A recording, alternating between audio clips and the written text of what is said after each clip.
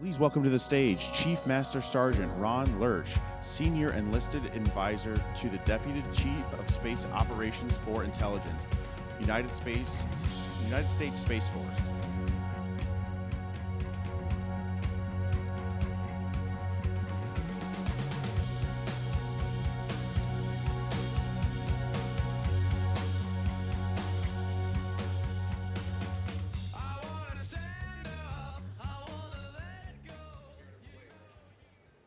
We'll try. All right, not Rick Freeman, sorry. It's Chief Lerch. I'm going to give you guys sort of an unclass update today on sort of the competition that we're seeing in space. So if we can go ahead and get the slides, we'll get straight into it.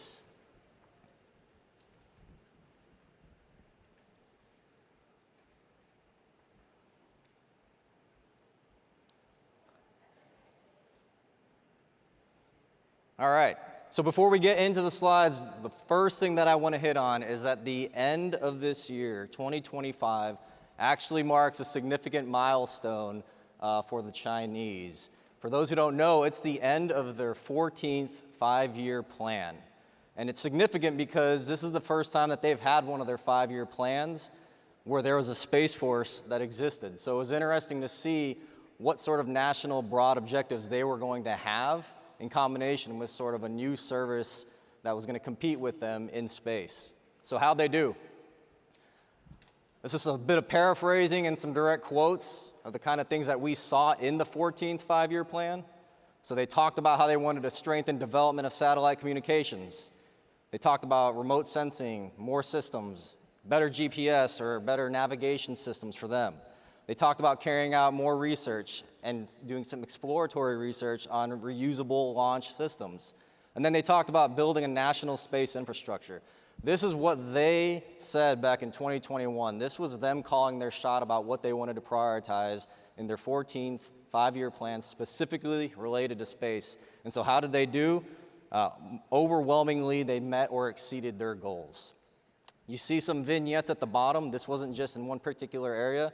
AI on orbit, they absolutely tested that. They've been able to detect ships using commercial spacecraft, automatically highlighting those ships and creating graphics for a user on the ground with no man in the loop. They've got 2 mega constellations that they've started to field, so they understand the value and the resiliency of those proliferated constellations. And remote sensing, they're absolutely doing that as well, and the Chinese have not been shy about sharing some of the examples of what they're able to image and the quality of it, even through social media. So that's where they were, and as we go through this briefing, we're going to bridge what they're doing now, and then we're going to talk about their 15th five-year plan on the last slide and some of the communique that's already been released to sort of give us an understanding of where the Chinese in particular are going in the next 5 years. So where do things stand today? You can see on the slide here, there's the typical tail of the tape that we include in these briefings. The Chinese are now over 1,300 satellites, and the Russians are just shy of 350, and we just pulled these numbers here within the last week, so very up-to-date numbers. I remember coming and giving this space power briefing a couple of years ago, and the Chinese hadn't even gotten to 1,000 satellites at that point, so incredible growth there, much of it due to the proliferated constellations that they're putting on orbit. Around the slide, you can see sort of another series of vignettes of different graphics that I want to walk through to talk about some of these specific capabilities and the significance of them. So in years past, we've talked about this cat and mouse game that was happening up at GEO, right? Chinese, Russian, US satellites sort of stalking each other. This past year has really been more of a hide and seek game that we've seen at LEO, where you have the Chinese using some of their commercial satellites, the Jilin, doing non-Earth imaging of some of our assets, as you can see in the top left.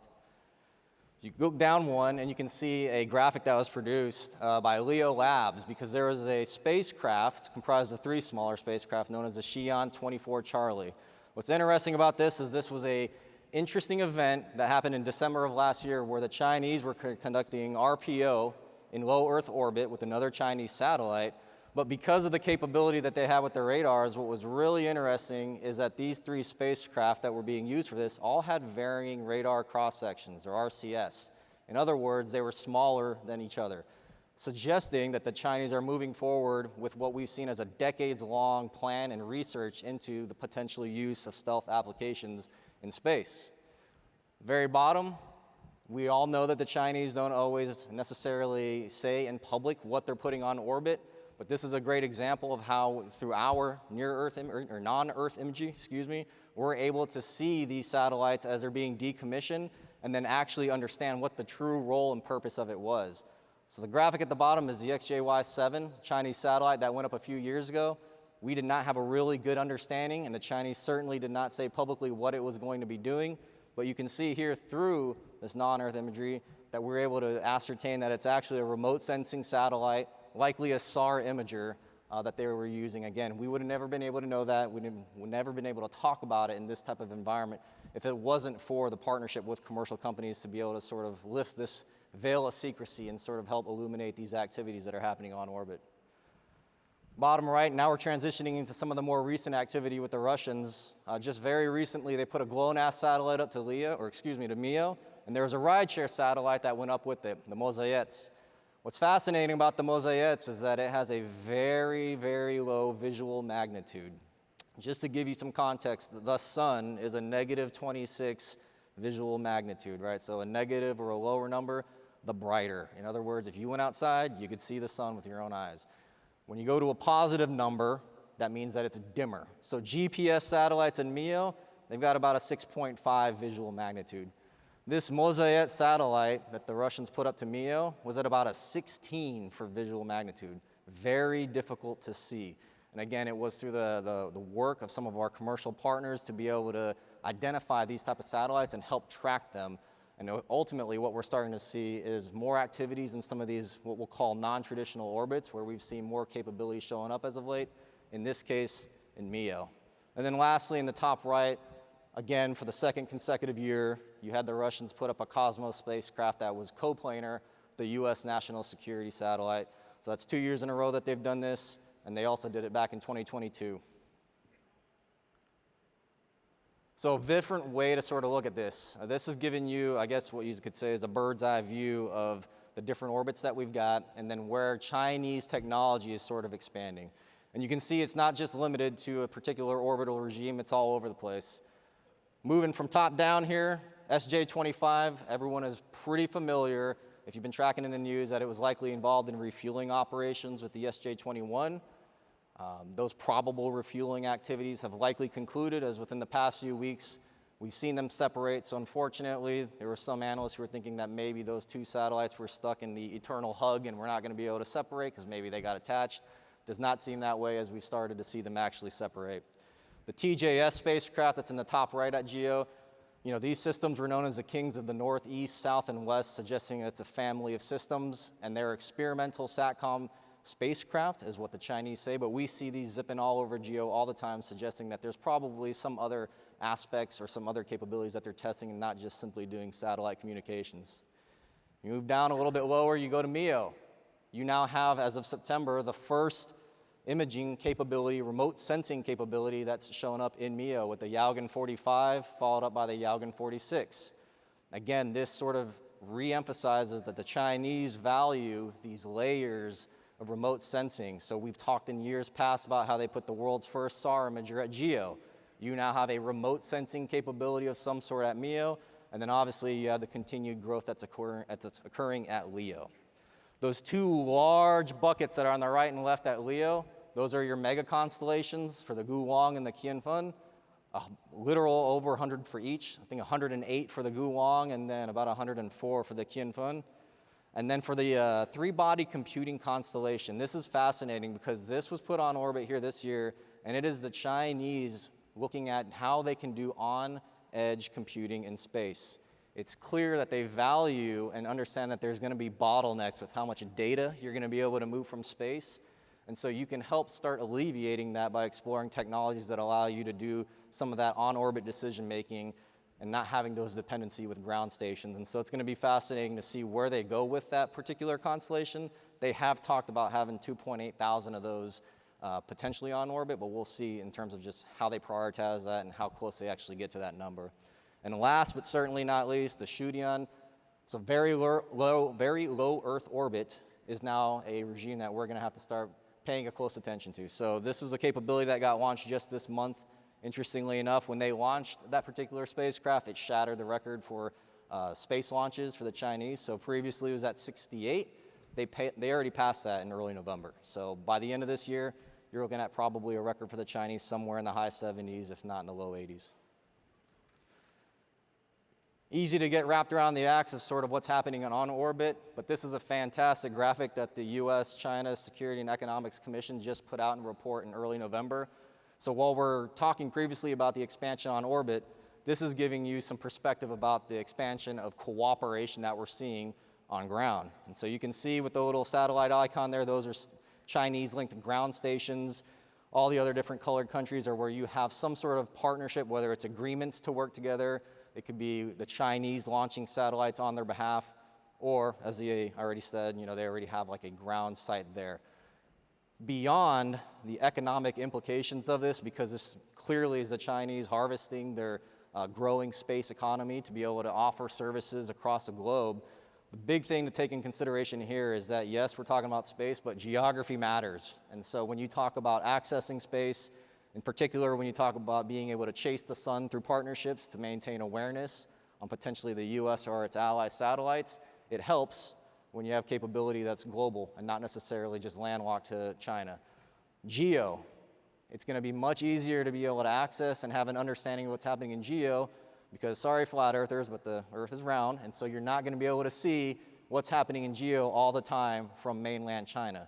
But through these relationships, that potential of cooperation, the capability that inherently exists there, that's going to be something to keep an eye out for certainly in the years to come.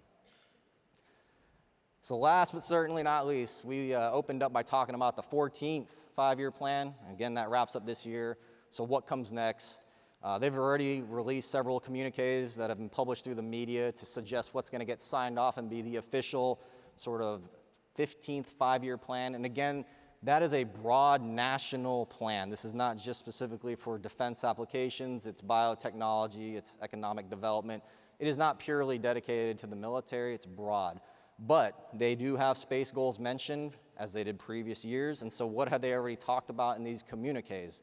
They refer to themselves as serving as a spacefaring nation, and that they need to strengthen space governance. How are they going to do that? Well, you tie that exactly to the previous slide. When you start having more countries rely on your technology, that inherently creates a dependency on Chinese technology. And when you have enough countries that are depending on Chinese technology, that's going to allow them to steer the conversation for setting new international norms and, more importantly, international standards.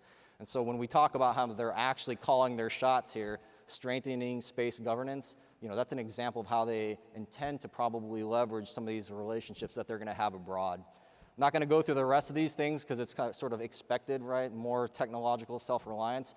But what I did want to call out is in these series of vignettes at the bottom, the Chinese have what they refer to as the seven sons of national defense. Think of these as like some premier universities, and historically these are linked to their defense apparatus. They do some of the critical research for the PLA. And in years past, before we saw the SJ-21 move a satellite, before we saw refueling activity in GEO, we could see sort of and read the tea leaves based off of the research that the Chinese were conducting, especially those intrinsically tied to the defense apparatus, and it gave us some insight into where they were going with capabilities. Additionally, the universities, especially those seven sons of defense, are typically aligning their research plans with whatever the new five-year plan is saying. So just to recap, some of the things that have happened here within the past 7 years that could likely come to fruition here in the near term, the Chinese have published papers as far back as 2019 talking about the need to do light detection and ranging from space, LiDAR. That graphic is straight out of their research paper, and what it's showing there is the ability to use potentially LiDAR to see under the water. So there's obvious implications there for submarine hunting, not just necessarily a civil application, but defense applications, if that becomes a capability that becomes real here in the next 5 years. 2022, like I said, they've been researching stealth on orbit for decades. They actually published in a research paper this Olive B test article, and they believe that this would be sort of the future of what stealthy objects, stealthy microsatellites specifically, could potentially look like on orbit, because not only are they difficult to visually acquire, but that shape, they believe, would be incredibly beneficial in terms of masking their radar cross-section. And then last but certainly not least, what you're seeing in the bottom right there, research into jamming P-LEO. They've released a lot of research papers lately that are talking about how they could use satellites, which is what's depicted there, to negate the effects and the positive benefits that proliferated LEO constellations give you. And they've also talked about just using a swarm of drones that are just flooding, say, the Taiwanese Strait and just jamming, thereby preventing any subscribers to be able to access even PLEO. Because again, it's a home game for them. They don't necessarily need to be worried about jamming other parts of the globe in the event that there was some sort of conflict to kick off on their home turf. So in a nutshell, that's all we've got. I'll be hanging around here. I think that's right on time. So if you got any questions, find me. More than happy to chat. Appreciate it.